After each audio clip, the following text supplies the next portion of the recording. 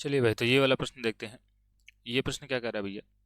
ये प्रश्न कह रहा है कि यदि खोखले गोले का आंतरिक एवं बाह्य व्यास 6 सेंटीमीटर और 10 सेंटीमीटर हो, ठीक है। तो एक हमारे पास में खोखला गोला है। ये जो है एक खोखला गोला है और इसका जो आंतरिक व्यास है वो 6 सेंटीमीटर है, यानी कि ये वाला जो व्यास है ये 6 सेंटीमीटर है। और जो बाह्य व्यास है वो 10 सेंटीमीटर है, यानी कि यहाँ से लेकर यहाँ तक की दूरी 10 सेंटीमीटर है, ठीक है। ये वाला आंतरिक व्यास होता है और ये जो पूरा होता है ये बाह्य व्यास होता है, ठीक है। और ये गोला है, आपको भले ही वृत्त लग रहा हो लेकिन ये गोला है, ये आपको मान के चलना है, ठीक है। तो कह रहा है कि यदि इसे पिघलाकर 14 सेंटीमीटर व्यास के ठोस वेलन के रूप में बनाया जाता है, ठीक है। और इसको पिघलाया गया, इस गोले को पिघलाया गया और 14 सेंटीमीटर व्यास का बेलन बनाया गया, ठीक है। यानी कि ये जो बेलन बना है ये 14 सेंटीमीटर व्यास का है, ठीक है। तो 14 सेंटीमीटर व्यास के एक ठोस बेलन के रूप में बनाया जाता है, तो बेलन की ऊंचाई ज्ञात कीजिए, यानी कि इस बेलन की हमें ये वाली ऊंचाई बतानी है, ठीक है। कि कितना लंबा जो है, कि कितना लंबा बेलन बनेगा, ठीक है भाई। तो मैं आपसे हमेशा कहता हूँ भैया कि जब कभी भी एक चीज को पिघलाकर दूसरी चीज बनाई जाती है तो उसका आयतन कभी भी नहीं बदलता है, दोनों चीजों का आयतन सेम रहता है। इसका मतलब यहाँ पर जो गोले का आयतन होगा, जो गोले का आयतन होगा, और यहाँ पर खोखला गोला है ना, तो यहाँ पर लिख सकते हैं खोखले, है ना। खोखले गोले का जो आयतन होगा ये बराबर होगा किसके भैया? बेलन के आयतन के, है ना। बेलन के आयतन के बराबर होगा, ठीक। तो खोखले गोले का आयतन क्या होता है भैया? ये होता है 4/3 और पाई और ब्रैकेट के अंदर capital R cube minus small R cube, ठीक, ये होता है।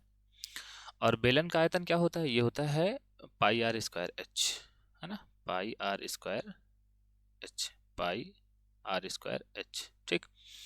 और यहाँ पर चाहे तो आप इसको R1 और इसको R1 कर दें और इसको R2 कर दें, क्योंकि दोनों की त्रिज्याएं, बेलन और गोले की त्रिज्याएं अलग अलग हैं, ठीक है। अब देखो भैया, यहाँ पर अगर कैपिटल डी की बात करें तो कैपिटल डी हमने मान लिया कि ये जो है ये गोले का व्यास है, ठीक है। तो गोले का व्यास दिया है 6 सेंटीमीटर, तो गोले की त्रिज्या क्या हो जाएगी?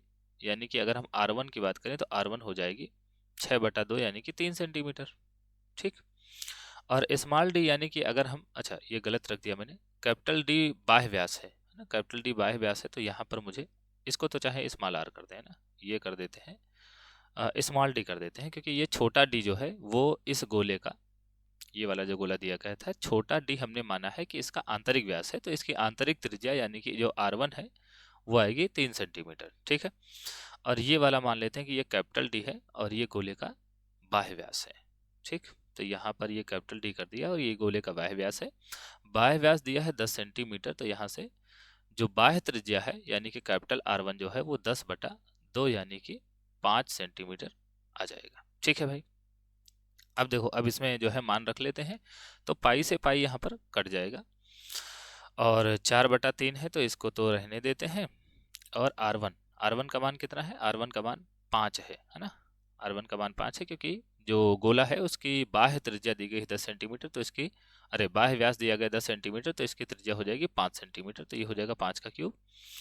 और यहाँ पर R1 यानी कि जो गोले की आंतरिक त्रिज्या है वो आई है 3 सेंटीमीटर, तो 3 का क्यूब हो जाएगा।